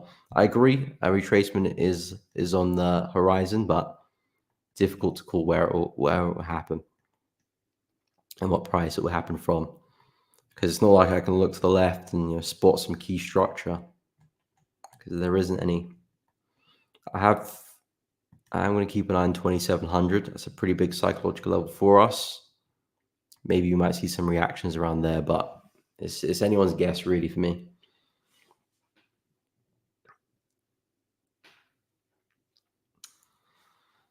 I no longer use the DXY, can range by its pairs, but see its pairs moving. It has a mind of its own. Yeah, I mean, again, don't get me wrong, DXY can be very effective in terms of your analysis because if you get a good understanding of the dollar, of the DXY, what USD wants to do, then it kind of makes your analysis on euro, pound, whatever USD pair you're looking at that much easier because, if the dollar looks like it's about to make a move up and then euro looks like it's about to make a move down, you've got synchronicity there. They're in sync. The probability of you seeing that move is higher. I wouldn't say it's high, but it's higher. But when dollar's ranging and then euro's kind of ranging too, and then kind of just doing a bit of nothing, then there's no use for it. Again, trading is all about timing. If the market's not right, not looking clear, then there's not much for you to do. And the dollar right now is just very, very choppy. I think higher time frames, dollar provides a lot of clarity for me anyway. I'm looking at a lot more downside for this one.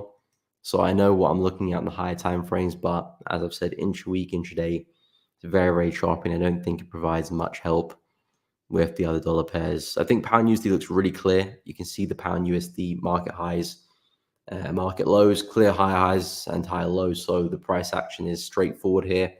If you're looking for sells, where you're looking to do that. If you're looking for buys, more or less where you're looking to do that as well. So, at this point, I would just keep focused on the pair you're trading, whether you're trading pound or euro or whatever. I don't think dollar's going to provide too much light on your analysis and trading decisions, because it's just really hectic right now. But for euro, I know I'm bullish on that one, still expecting upside. Pound, I know I'm bullish on that one, expecting upside.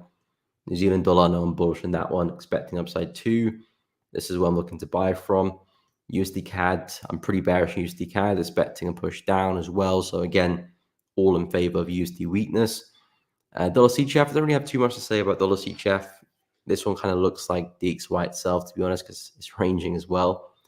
I don't really have much to say about dollar CHF. I feel like there's a retracement on the cards, but nothing I'm looking to trade myself.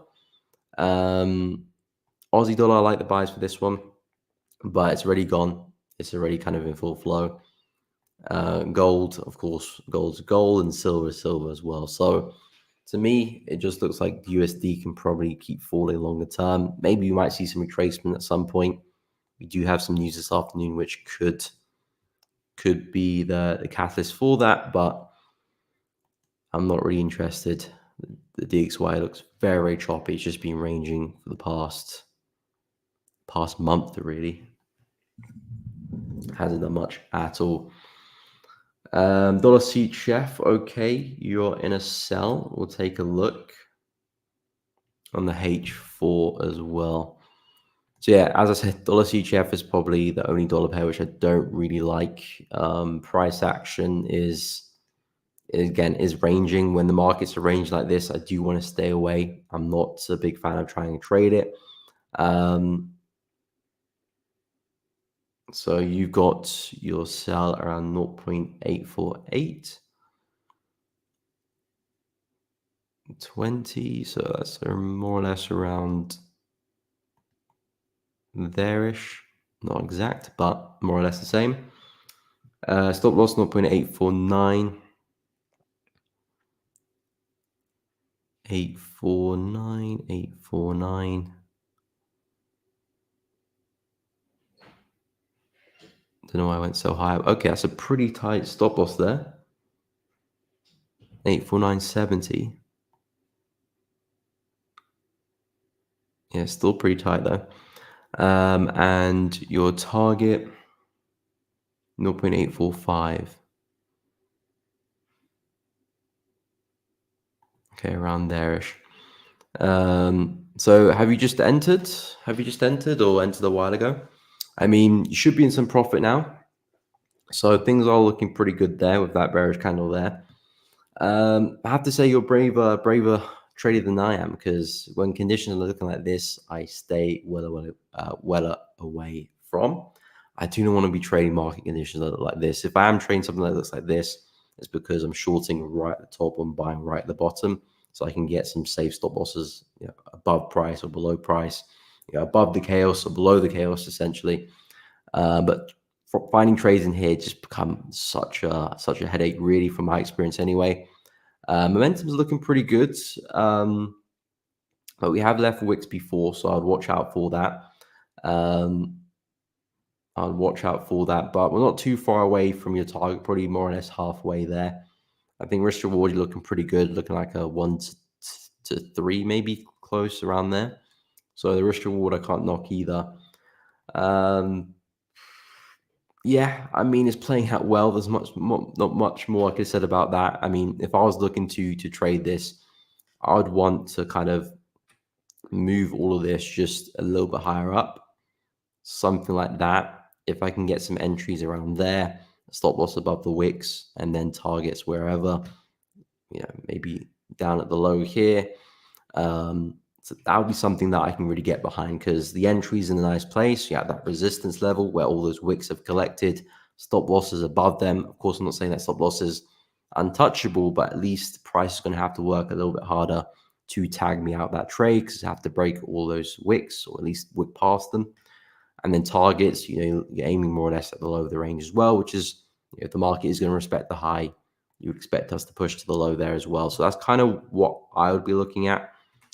But yeah, I mean, the trade is going pretty well, so hopefully momentum can sustain there for you. But yeah, I'm not a big fan of the entry and the stop loss there.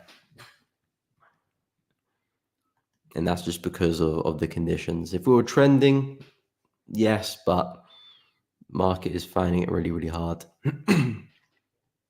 Is CHF pair seeing some downside? I mean, we did have the CHF news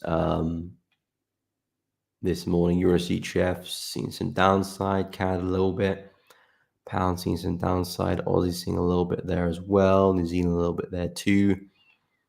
I think that might be a bit more dollar. Maybe not. USD is a bit sideways. But yeah, dollar CHF I think is the only USD pair which I do not like. And maybe dollar CAD as well to a degree.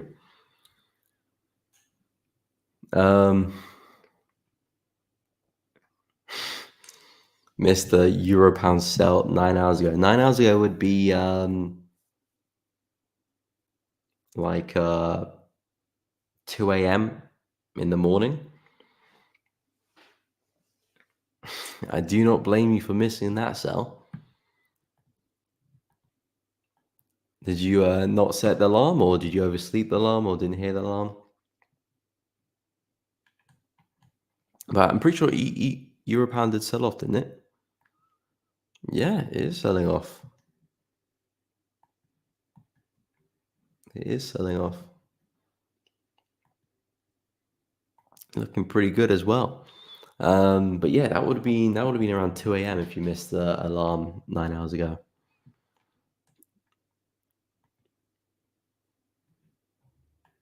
Didn't blame you for missing that, because I'm sure you'll be sleeping at that time. But I know you'd wake up to take the trade anyway.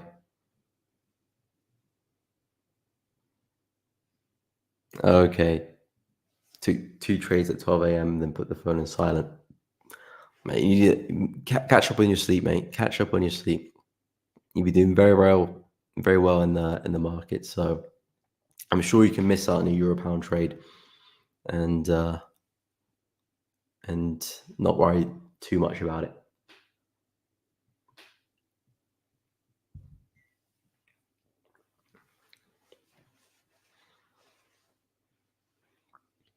Exactly. No FOMO, wait for the next trade. Of course, there's an abundance of trades. That's kind of one of the biggest lessons I've learned, that there's always another trade on the rise. There's always another trade. You miss that trade, there's always another trade. You lose that trade, there's always another trade. You win that trade, there's always another trade. So whatever happens, there's always another trade on the horizon. Maybe not instantly after. Maybe you have to wait a day or 2 days or 3 days, but there will be another trade very, very close coming. So it's never a good reason to enter a trade late and have FOMO or whatever, revenge trade. There's never a good reason for that, because trades are infinite. As long as the markets are moving, a trade will come around. So yeah, kind of teaching yourself just to sit on your hands, and if you miss a trade, of course, it's not the best, because if the trade plays out, you're like, okay, I missed out on X amount of money or X amount of pips, but the next trade will come around, and that could be even better than the last one as well.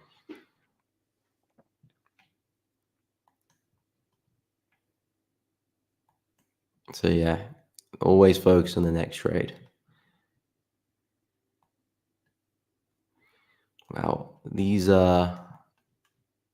Is USD pretty weak? Because these dollar pairs are pushing hard. I mean, it's a little bit weak, but Aussie's really going for it. New Zealand dollar is really going for it. Pound is going for it. Euros is lagging behind, but it's trying to. So it looks like USD is weak, but not that weak, but it is pretty weak. Because I'm looking at the dollar, it's not really doing much. But all these dollar pairs are pushing pretty hard, except Euro. I think just because Euro is a bit weak at the moment. But yeah, in my book, looking pretty good. How the yen pair's doing? Euro seeing some rejection there. CAD a little bit there as well. Pound, how we doing?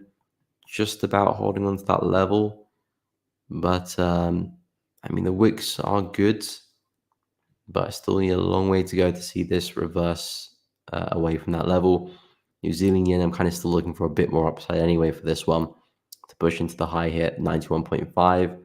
Again, if I wasn't trading GJ, this to me looks like a good short. Same with AJ as well. I like the retest of the high for a sell. If I wasn't trading pound yen as well, that would be something I would consider looking to enter and looking for a swing back into the low hit 93. Risk reward looks phenomenal if that was to play out. And then UJ, still expecting a bit more upside in this guy before I entertain some shorts, especially with the breakout of that descending channel there as well. So kind of looking for a bit more upside anyway before we can discuss some shorts. But it was a really nice buy from the low here. I remember we've spoken about that about 2 weeks ago. I didn't enter it because I was trading Euro USD at the time, so I was already in the dollar pair. I think we had the Fed interest rate coming out the next day, I think. So that's why I held back on that UJ trade. But really nice move there to the upside. Now I'm looking to see if I can sell it at some point.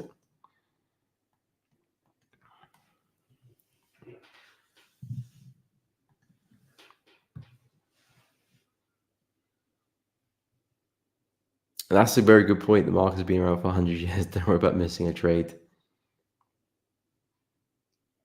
People took trades in nappies. People took trades in nappies. I hope they didn't. People took trades in 80s when I was in nappies. Had a multitude of trades since then. Of course, that's a good way to look at it because it's very easy to kind of focus on the little trade that you just missed on a random pair, and you kind of just solely fixated on that missed trade that you forget the market's been around for a long time. They'll be around for a long time, after your trade, after you said and done as well. So, worrying about a single missed trade is just such a almost meaningless thing to worry about, really. Of course, you would have made a bit of money if you were in the trade, which is good. But there's always another trade coming. The markets, aren't going anywhere. So that's a good way to really put things into perspective. Ben, the weight looks pretty flat, but the dollar crosses are moving high. Exactly. That's what's kind of what I've been noticing. Dollar hasn't really been moving much in terms of the DXY, but everything else is moving pretty well. I think Euro weakness is keeping DXY flat. Probably. I mean, that's a good way of taking it because the DXY is, of course, I think Euro has the most weighting in the DXY in terms of the basket of currencies. I think it's Euro and I think it's Pound after that in terms of who has the most weighting. So because Euro is weak, we're not really seeing the dollar move too much. But then again, you're seeing Aussie fly and New Zealand fly as well, which I think they're a little bit stronger anyway.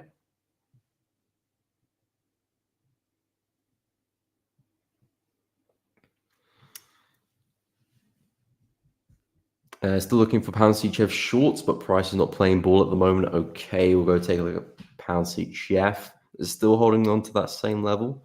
I remember we were discussing it yesterday. Yeah, just about. Is that a big wick or was that my drawing? I can't tell. Oh, there's a big wick. So yeah, it looks like price is just about holding on to that area. A lot of wicks on the daily chart. It does look like price is really struggling to break through. I think if this daily candle here gives us another wick, you probably will see the dip at some point. Probably Friday might see some downside. We just had the Swiss interest rate, so I was actually expecting Swiss to be very, very weak actually, but it hasn't really done much to be honest. Just provided a bit of wicks in both direction. But yeah, price is getting really corrective. I can see what you mean by not playing ball. Very, very choppy. But to me, it looks like price is just kind of dancing back and forth, acting at one point like it's going to break out, then it doesn't, then it tries it again, then it doesn't. So I do think price is just is holding on to that level. So I do think as long as we can maintain that, we'll see that move down. So I like those shorts there for pound CHF, at least back to this area. We well could find some support and push on, or we might break through. But I think a realistic move is a push back down to that same area. So I think the trade's very much on. Price action maybe not neat and tidy in terms of entries, but I think the key takeaway is that we're still failing to break through, and the daily showing respect to it of all of these wicks as well. So I don't mind the shorts there for pound CHF. GBP is a beast, showing some strength. Yes, it is, and I'm shorting pound yen. Poor.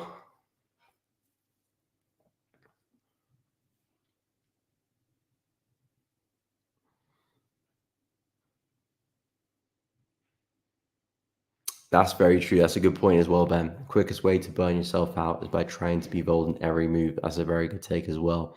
I think you got to look at the chart for what it is. All of us are traders here to make a profit. We're not here to become market scientists. I don't know, maybe some of you guys are, but I'm pretty sure everyone's here to make a profit. And to make a profit from the market, you don't have to be in every move, looking at every market, looking at every time frame. You just have to know a simple edge and deploy that when it needs to be deployed. When your confluences are met, when your boxes are ticked, then you jump in and take a trade. Everything else, other than that, is just noise. Anything else apart from that is just noise. And it's no concern with you at all.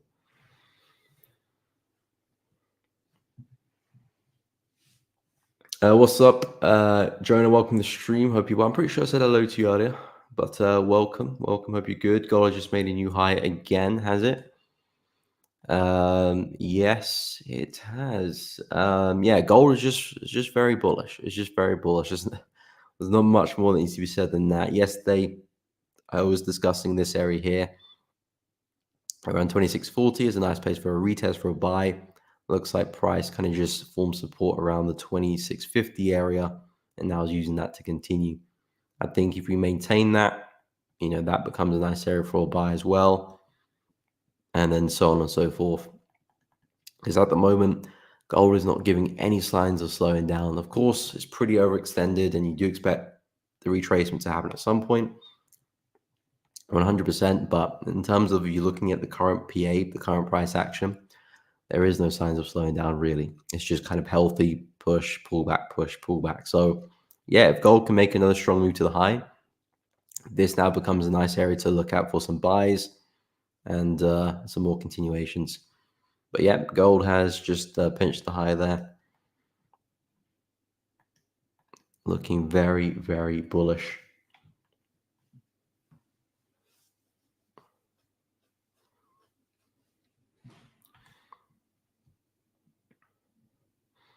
Yep, can't win every trade, of course.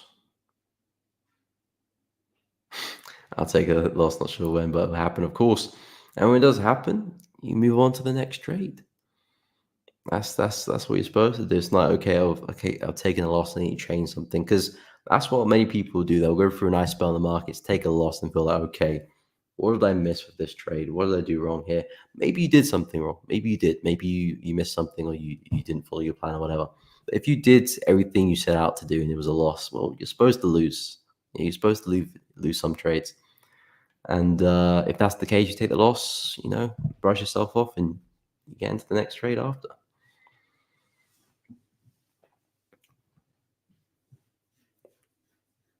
Keep rejecting the high in pound CHF, but then when we move down, there's no follow through. Yeah, true. Yeah, gold's pushing up again. Yeah, that's kind of what's giving us that consolidation, is that we move down and then we just wick at the bottom here, then we push back up again. So it's a difficult one. I feel like if you're going to short, some intraday shorts around the high here will be looking good. 15-minute, you're trying to enter out the wicks there, and then you kind of try and ride it down to the low.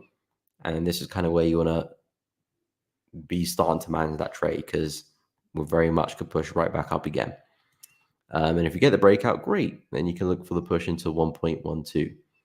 But yeah, we keep pushing down, but it looks like prices found some really sturdy support there, and it's not playing ball at all.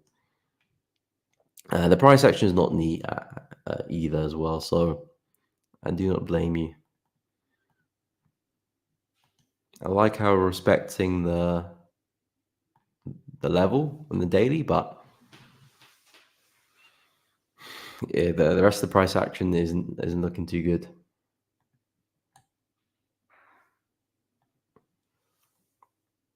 Silver also made a new high.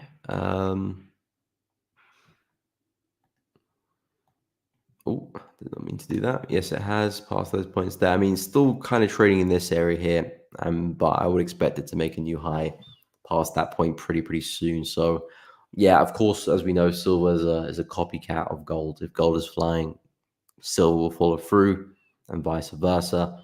So yeah, I'm just naturally expecting more highs, and I do think we'll break through the high at some point as well. I do think silver's got a long way to go, as I've been speaking about. This is where I'm expecting silver to get to. So if we do see another strong break of the high here, we're just expecting more of the same. Correction, continuation. Buys. That's all I'm focused on right now for silver.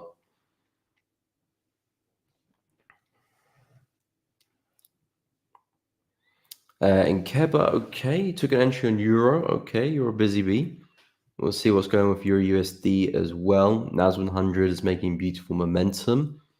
It is pushing pretty hard. Last time I looked at it, yeah, that's soaring quite well. Again, with NAS, it looks like price got a really good chance of making it back to the high there. So if you can find some pullbacks for NAS, I think you're in a great place to ride that momentum. And again, it doesn't have to be all the way back to the high, but you can look for a slice of that cake. And if you can get a retest of the high there on the 4 hour, that'd be great. Or some of these intraday levels there, that'd be great. But yeah, I think NAS is on a one-way street to the high. Holy one, exactly why I stopped trading ICT. Too complicated. Trade much better using 50 SMA. Okay, weekly analysis quite simple, really. Again, I mean, I think that's a big takeaway that I've learned from some traders who've been trading for a while, some veterans of the market, is that simple is normally always better. You don't have to be Einstein to make a profit. Some people with very simple strategies that have been trading in a similar way for the past 25 years and have made a great amount of profit. But the key thing is the consistency, though. The key thing is the consistency. Will oil position over 50% now? All right, no worries, my man. See you on Friday. Have a good one. Hopefully we can next time we chat about oil, be hitting your take profit. But yeah, oil's being oil. I think it'll get there anyway. Really nice rejection from 72. Yeah, I'll expect oil to hit the low pretty soon. Maybe not by Friday, but at some point. Antonio, no, I have not looked at Bitcoin yet. I'll go have a look for you. Holy One also missed Aussie CAD buy. Okay, blasted through the H150 6 hours ago. Damn, yeah. A lot of your positions here happening during the Asian session. Anyway, let me go through Bitcoin and I'll take a look at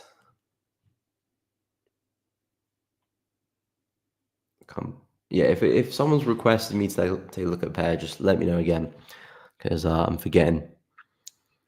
So yeah, with Bitcoin, it's an interesting one because we're trading in this descending channel, which you can see on the weekly, on the daily chart there, which we've been respecting so well. I am looking for price to go and hit the high again and see some downside. That's very much the plan with Bitcoin. Unless we get the breakout, then of course we will reanalyze and adjust at that point. Maybe we're going to get a nice break and retest and some buys. Then we can discuss the next kind of big bull run, because I think if we do break out this descending channel, we probably will see something like we did see over here. A really nice push to the upside. I feel like we'll probably see price go and do something like that again. So if we do break out the channel to the upside, I think it'll be pretty significant. But as of now, every time the price has got to the high end of the channel, we've seen successful rejection after successful rejection. So betting on price, finding resistance there again, I think is a pretty solid bet. At the moment, we are testing high here, which we could see some downside from. If that doesn't hold, then I'll be looking at the high of the channel around 67K, and again looking for a move back down. Unless I'm proven wrong and price gets the breakout, then of course we'll analyze and talk about the buys. But for now, that's very much what I'm looking at for Bitcoin. Yeah, we've been moving in this channel for quite a while now. And the longer we stay in the channel, the less confident I am that we are going to get that big breakout as well, at least to the upside. Of course, we'll break out at some point, but the longer we stay in here, the less likely I think we break higher. But for now, that's kind of what I'm looking at for Bitcoin.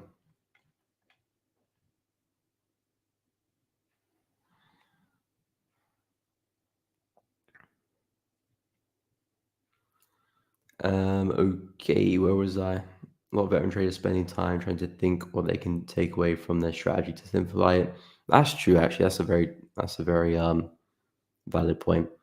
Yeah, a lot of people trying to look to see what is their best.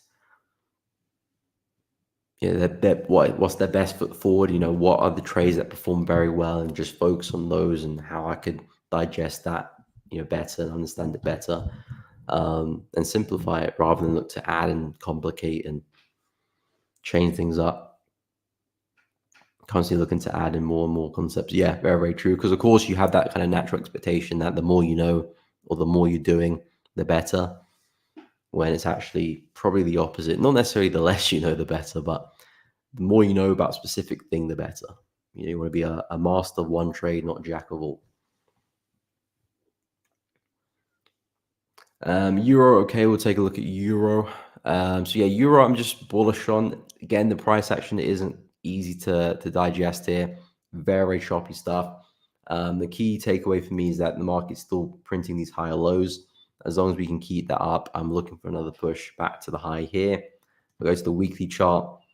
This level here at 1.123, 1.124 is where I'm expecting Euro USD to end up at.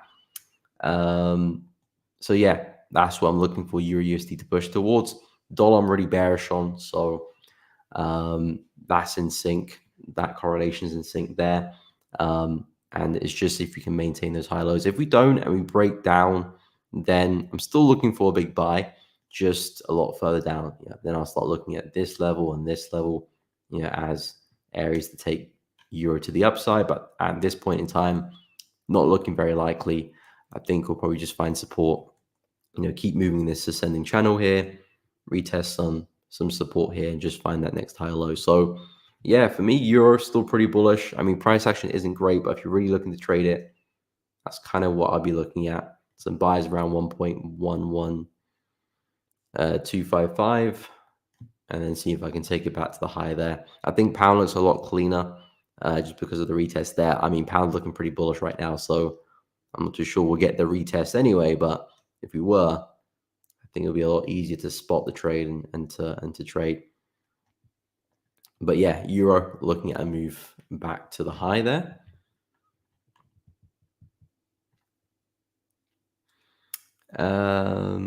Okay. Okay, Asian session. Yeah, I wonder why that is.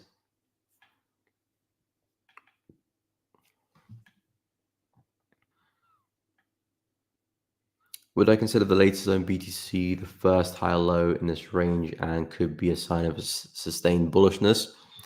Let me have a look. Okay, so you're talking about this low here because it's higher than that one. Possibly. I'm not quite sold on it, to be honest.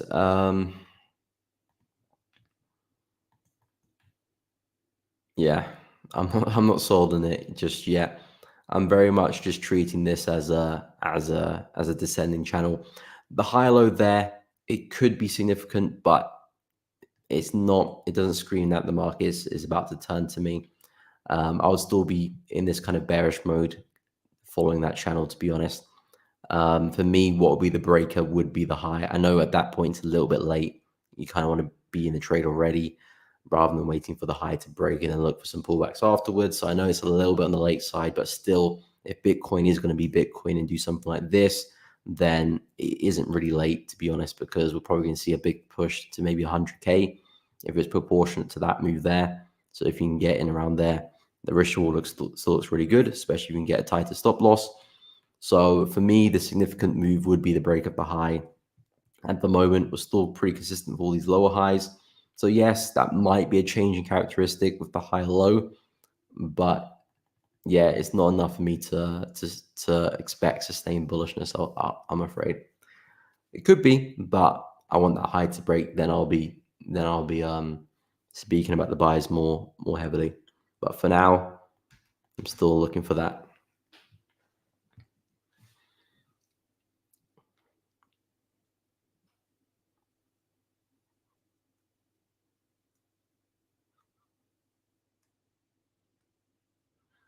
Yeah, I mean, Simbanello, that's the thing. You master something and you stick with that and you get better and better at that. Because imagine you have that concept you're trading, and imagine yourself in 5 years' time still trading that same concept. You know, you'd be an expert. You're an expert. You know exactly what you're looking for. You know, you would have seen some that experience would have taught you to focus on some things. You know, to remove other things as well. You know, in 5 years' time, if you focus on many different strategies in that time, then you won't be better for it. There's a hurricane in your area. Damn. Hope you're safe, Karis.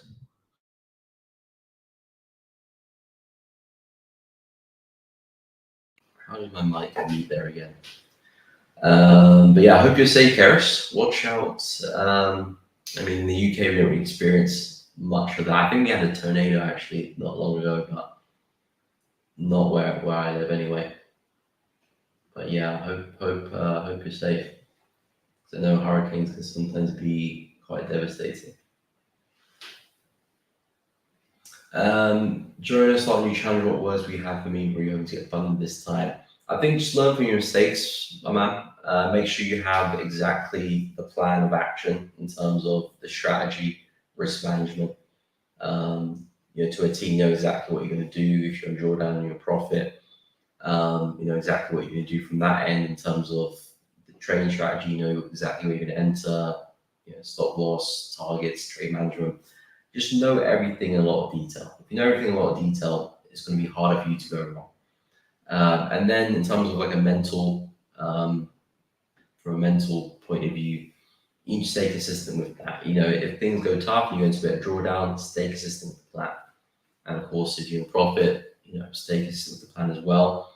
Learn from the mistakes of your failed challenge. Address that, review that. See where you went wrong, and make sure that's the focal point when you're doing your new challenge. You're keeping that at the forefront of your mind, so you don't make that same mistake again. But really, I think just take it slow, take it easy. If you know what you're doing, it'll pay off.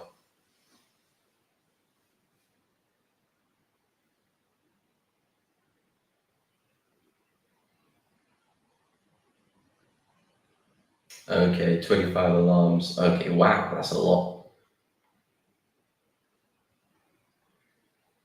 Okay, I can imagine. Yeah, of course you're going to catch all 25 alarms.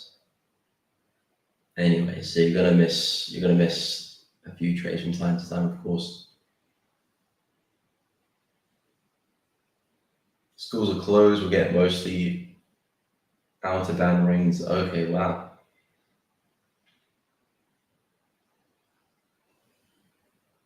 Yeah, I've never experienced anything like that before. The UK is very bland when it comes to. I mean, we do have our rain. Everywhere has rain. UK is very neutral as well. Nothing too extreme. Yeah.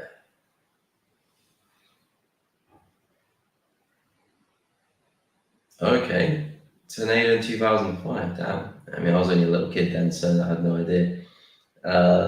Your chimney fell off. And trees collapse all over the place. Damn. Okay, maybe not. Maybe you do have a bit of something.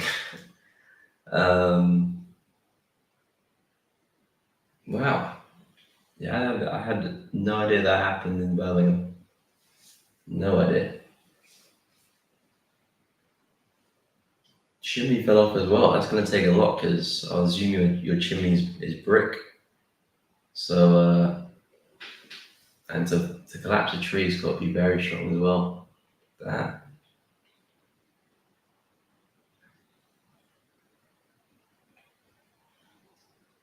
But yeah, tornadoes, hurricanes, and something's been no joke. How is pound yen doing? Still at the high, still battling away. Rejecting it though. Seeing some rejection, not much, but it's a start. The stop loss has got more than enough room. I mean, if I do get wicked out, then of course I'll look to re-enter. But if price is starting to close above there, then I'm probably in the wrong direction anyway. Okay, Euro yen is pushing down pretty hard. I think Euro is just very weak today. I mean, Euro USD is pushing, but Pound USD is being flying. Aussie dollar, New Zealand dollar being flying. So yeah, Euro is definitely a bit weak, and I think Euro Pound, yeah, Euro Pound's falling there as well. DXY is starting to pick up, but again, I'm not going to read too much into DXY because the price action is just very all over the shop. I know my high time frame bias. I'm just going to stick with that for now. The intraday movements, probably just kind of keep an eye, but not try and be too analytical with that. But yeah, in terms of my personal trade, I'm just going to sit on pound yen. There's no other market which I'm looking to jump into now, because some other yen pairs do look good, but I'm not going to jump into them because I'm trading pound yen for now. Dollar pairs, they're kind of just doing their thing right now. So yeah, nothing there for me to do.